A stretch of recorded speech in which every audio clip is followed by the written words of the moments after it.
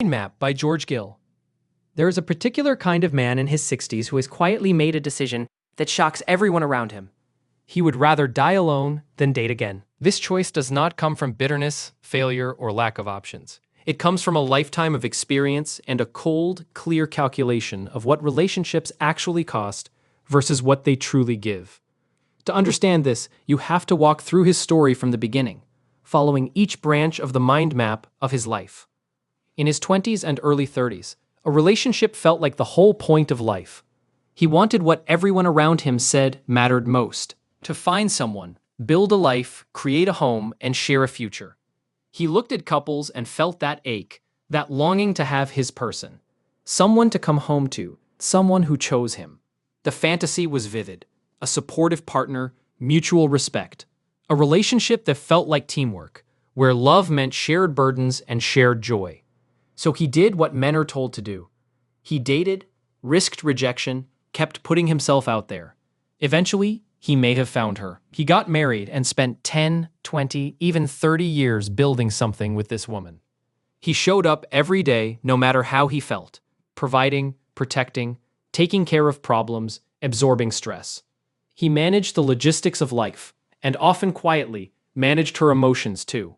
He compromised his own needs for the sake of peace, convinced that this was what partnership meant: give and take, sacrifice and reward, building something together over time.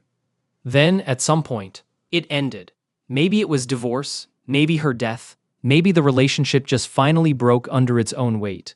Whatever the cause, he survived the crash. When the dust settled, something surprising appeared: relief. Not the kind of polite, acceptable relief you talk about at family gatherings, but a deep physical exhale, like a weight he had carried for decades had suddenly dropped off his shoulders. He could breathe again. Only after it ended did he start doing the math he had never allowed himself to do before. He began tallying the true cost of all those years: the hobbies given up because she didn't like them, the friends who drifted away because keeping the relationship afloat took all his energy, the dreams he put on hold because her needs always came first, the peace he surrendered in exchange for keeping her happy. He looked at what he got in return: companionship, shared history, a family, and realized these things had come at the price of his autonomy, his freedom, and his right to live life on his own terms. Then came the most dangerous mental exercise: imagining doing it all again. He pictured meeting someone new, going through the charming, best behavior courtship phase, slowly discovering her expectations, her needs, and the emotional workload she would subconsciously hand him.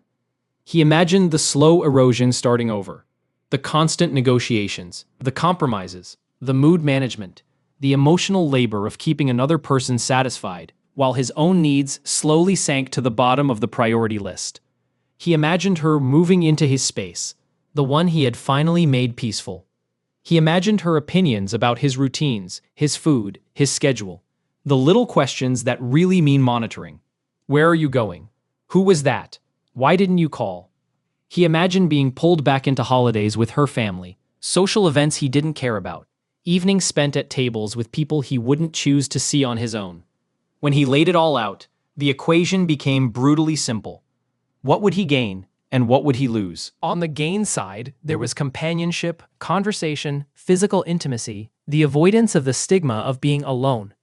On the loss side, there was his hard-won peace, his freedom, his money, his time, his autonomy, and his right to be selfish with the remaining years of his life. The math was not subtle. It screamed, not worth it. When he was young, his biology worked against him. High testosterone made him willing to overlook red flags, rationalize bad behavior, and chase connection even when the terms were terrible for him. His hormones pushed him toward women in a way that could easily override his better judgment. Now in his 60s, that chemical storm has calmed. Lower testosterone isn't a curse, it's a gift. Without that hormonal override, he can finally evaluate women more clearly. He can ask simple, direct questions. Is she pleasant? Is she reasonable? Does she add value to my life? Or does she primarily extract it? Without his body screaming, pursue, his brain is free to run the numbers. And again, the conclusion is the same. The companionship offered doesn't justify the loss of peace. The intimacy doesn't justify the emotional exhaustion. The disruption to his current life cannot be justified by what a relationship realistically provides. What people call lack of drive or fear of commitment is, in his mind, simply thinking straight for the first time, making decisions based on reality instead of fantasy, on long-term well-being instead of short-term chemistry. Even if he tried to ignore his calculation and get back out there, what's waiting for him is not very appealing. Dating has moved to apps, where he is no longer a full human being, but a profile, photos, and a blurb, thrown into a marketplace with hundreds of other men competing for the attention of each woman. When he matches with someone, he knows she has dozens of other matches at the same time. He isn't really having a conversation, he's auditioning, performing, trying to keep her interest long enough not to be replaced. On dates, he realizes many women have not done serious self-reflection about their past relationships. They often view themselves as the consistent victim and men as the repeated problem, without examining their own patterns. They come with long lists of requirements: financial stability, emotional availability, flexibility for their adult children's drama, patience with their moods and baggage, while offering, in practical terms, mostly their presence. To a man who has spent a lifetime proving himself, building a life, and earning respect, being expected to audition for the privilege of funding someone's retirement and managing their emotional world feels less like romance and more like a bad business deal. The prize at the end of this audition is not a fundamentally new experience. It is a return to dynamics he already lived through. Constant proving, constant evaluation, constant risk that his efforts will never be enough. He looks at that and thinks, very calmly, why would I do this to myself again? What makes this decision so firm is not just what he wants to avoid, but what he already has. After the relationship ended, he didn't just become single. He slowly built something he had never truly tasted before: peace. He wakes up to a quiet house, not the heavy silence of resentment, but simple calm. The morning belongs entirely to him. He can drink his coffee, set his schedule, and step into the day without first taking an emotional temperature reading of someone else. If he is working, he works. If he is retired, he chooses projects, hobbies, or rest. His time is his. When he comes home, he returns to the same peace he left. Nothing has been rearranged without his consent. No one is waiting with unspoken expectations. He can eat what he wants or skip cooking altogether. He can watch something he enjoys without negotiating over the remote. He can call friends freely without someone getting possessive, or simply sit in silence if that's what he wants. His evenings are not something he must manage. They are something he can inhabit. Without the constant emotional labor of managing another person's inner weather, he finds he has more energy than he realized. He sleeps better. His stress drops. Old hobbies return: working on his car, fishing, reading, or whatever he used to love before it was labeled selfish or taking time away from us. He realizes these aren't indulgences. They are parts of himself he had sacrificed, and he has no intention of sacrificing them again. His money is under his control. Every dollar goes towards something he values: tools, trips, experiences, comforts he actually enjoys, rather than being siphoned into obligations, gifts, or social appearances that don't matter to him. Weekends, once filled with family obligations and social commitments he didn't choose, are now blank canvases. He can fill them or leave them empty. He reconnects with old friends, the men who were quietly phased out because his partner didn't like them, or didn't like the version of him that existed with them. He laughs in a way that doesn't feel monitored. He updates his living space not to impress anyone, but to function exactly how he wants. He has not built loneliness, he has built autonomy. One of the biggest realizations he has is about the invisible tax relationships imposed on him: emotional labor.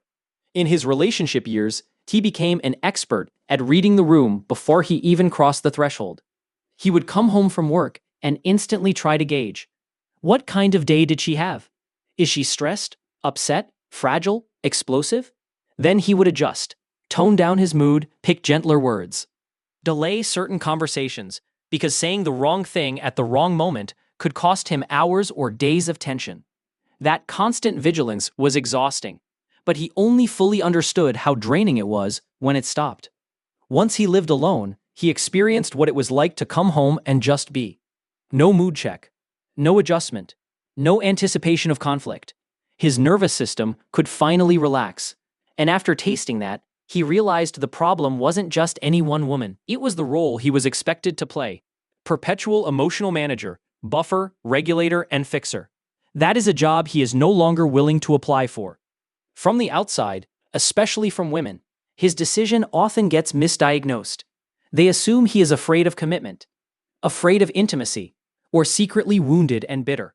They imagine that if they present themselves as low maintenance, sweet, or different, he will reconsider. They hear "I'd rather die alone" as pain or a challenge, not as a conclusion. But from his perspective, this has nothing to do with any particular woman. It isn't about hating women, nor about expecting a mythical perfect partner. It is about his values now. He values peace more than companionship, freedom more than partnership, and autonomy more than affection.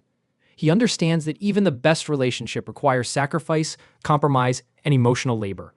And he has finally decided that no relationship, however good, can outweigh what he would have to surrender. He is not negotiating. He is not holding out for better terms. He is finished.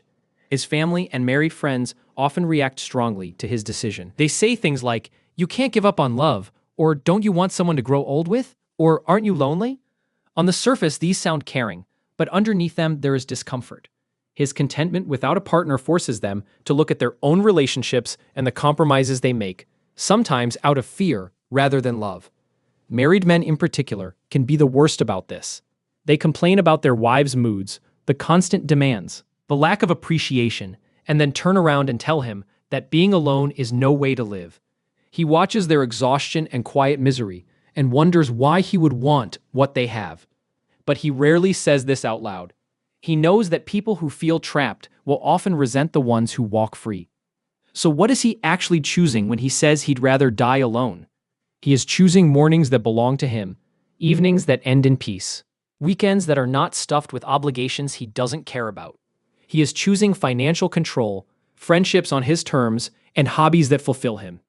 He is choosing a life built around what he values, rather than what someone else requires. He is not claiming that every day is ecstatic. He doesn't wake up in a state of constant joy, but he does wake up without dread, without wondering what mood he will face or what emotional situation he will have to manage. The day is his, and that feels right in a deep, sustainable way. He is choosing the ability to say yes to what serves him and no to what doesn't, without having to justify, negotiate, or feel guilty. He is choosing relationships that energize and experiences that matter to him, not performances that keep someone else comfortable. He is choosing a life designed around his own peace. When people say die alone, they picture tragedy, a dark house, a man with no one at his bedside. He hears the same phrase and thinks, die free.